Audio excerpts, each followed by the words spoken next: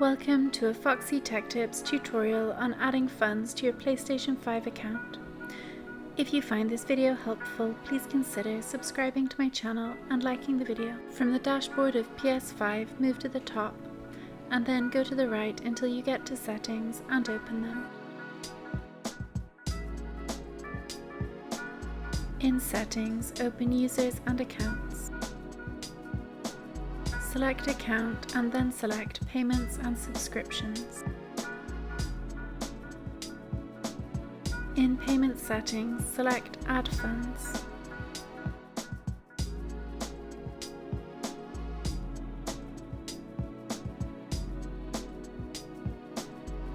You have the option to add funds via your normal payment methods, such as saved credit cards, a redeemable code or gift card, or via PaySafe Card. Choose the payment method you want to use to add funds to your account. Choose the amount you want to add to your PlayStation account and then click Continue. Funds have now been added to your account on PlayStation 5. And that draws an end to this tutorial. Please like the video if you found it helpful and subscribe to Foxy Tech Tips for more PS5 tips and tricks.